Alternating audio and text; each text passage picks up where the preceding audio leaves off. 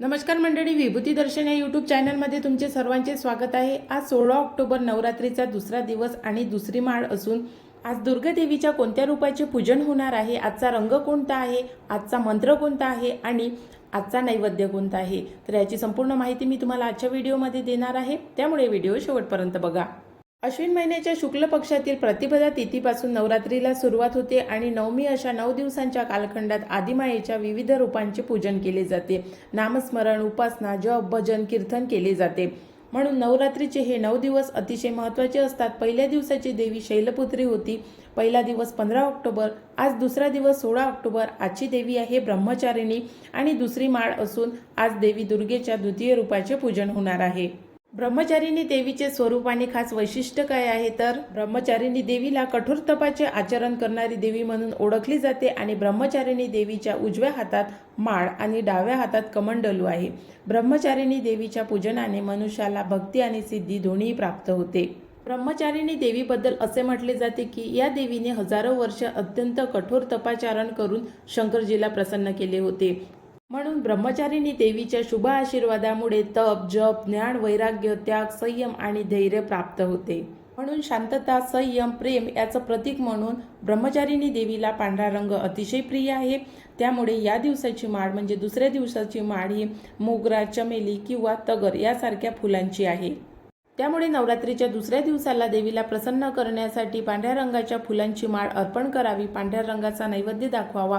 पांढऱ्या रंगाच्या नैवेद्यामध्ये तुम्ही पांढरी मिठाई तसेच दुधापासून बनणारे पदार्थ जसे खीर, पुरी, बासुंदी हे जे पदार्थ आहे दुधापासून बनवले जाते आणि तुम्हाला इतर कोणतेही पदार्थ येत असेल तर याचा नैवेद्य दुसऱ्या दिवशी देवीला दाखवावा आणि अशा प्रकारे देवीचे पूजन करून घ्यावे। दुसऱ्या दिवसाच्या देवीचे पूजन झाल्यानंतर या देवीला एक मंत्र आहे तो समर्पित करायचा आहे, म्हणून त्या मंत्राचा जाप करायचा आहे। तर मंत्र कसा आहे, मंत्र व्यवस्थित ऐका।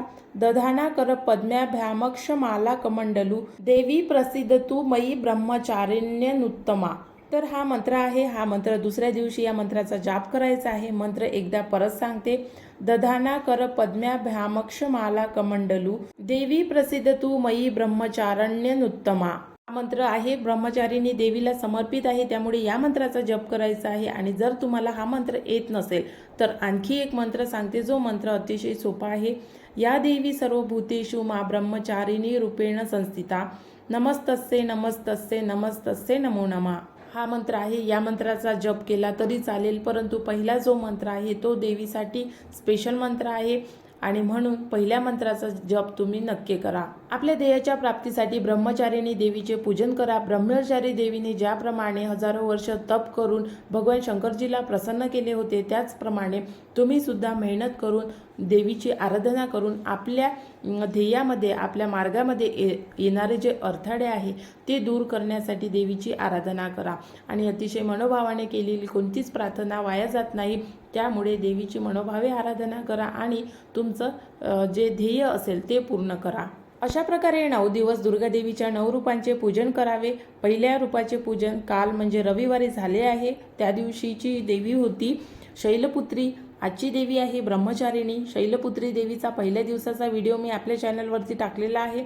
दुसऱ्या दिवसची देवी आहे ब्रह्मचारिणी आणि या देवीची पौराणिक कथा अशी आहे, ब्रह्मचारिणी माता ही तिच्या पूर्वजन्मात हिमालय राजाची मुलगी म्हणून जन्माला आली होती आणि मोठे झाल्यावर देवीने नारदजीच्या उपासनेने भगवान शिवशंकर यांना पती म्हणून प्राप्त करण्यासाठी कठोर तप केला होता आणि या तपश्चर्येमुळे त्यांना ब्रह्मचारिणी हे नाव पडले।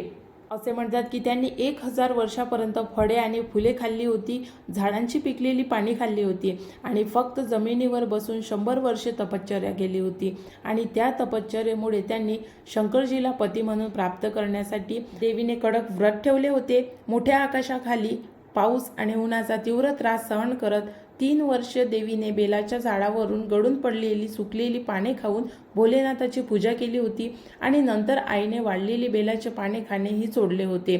या कारणास्तव त्यांचे नाव अपर्णा पडले। म्हणून या देवीला अपर्णा या नावाने सुद्धा ओळखले जाते. हजारो वर्ष निर्जल आणि उपाशी राहून कठोर तप केला आणि कठोर तपश्चर्येमुळे देवीचे शरीर पूर्णपणे कोरडे पडले. मग देवता ऋषीमुनींनी ब्रह्मचारिणी मातेच्या तपश्चर्याचे कौतुक करत सांगितले की हे आई, जगात अशी कठोर तपश्चर्या कोणीही करू शकत नाही. अशी तपश्चर्या फक्त तुम्हीच करू शकता. तुमच्या या तपश्चर्येमुळे तुम्हाला भोलेनाथ नक्कीच पतीच्या रूपात प्राप्त होईल. हे ऐकून ब्रह्मचारिणीने तपश्चर्या करणे थांबवले आणि नंतर काही दिवसांनी शंकरजी त्यांना प्राप्त झाले आणि शंकरजीने त्यांना पत्नी म्हणून स्वीकारले. म्हणून कोणतेही ध्येय प्राप्त करण्यासाठी आधी तप करावा लागतो. त्या ध्येयासाठी परिश्रम घ्यावे लागतात, मेहनत घ्यावी लागतात. त्यावेळीच आपल्याला आपलं ध्येय प्राप्त होते. म्हणून फक्त देवापुढे दे देवा दे देवा असं म्हणून चालत नाही, तर मेहनतीला सुद्धा तितकंच जास्त महत्त्व आहे. देवी असो, देवता असो, कोणीही असो, त्याला प्रत्येक गोष्टीसाठी, त्याच्या ध्येयप्राप्तीसाठी मेहनत घ्यावीच लागते.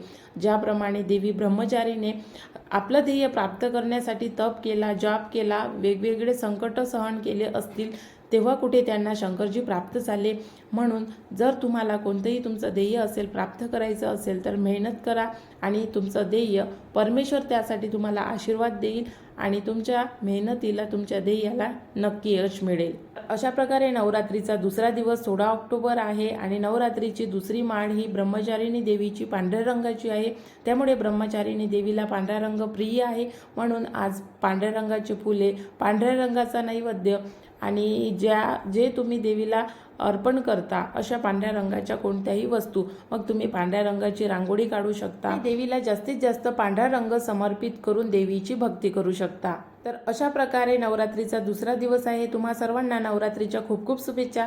जर तुम्ही व्हिडिओ पूर्ण बघितला असेल, अजूनपर्यंत सबस्क्राईब केलं नसेल, तर विभूती दर्शन या यूट्यूब चॅनलला सबस्क्राईब करा, बेल आयकनला प्रेस करा आणि बेल आयकनला प्रेस केल्यामुळे व्हिडिओची नोटिफिकेशन तुम्हाला आधी मिळते.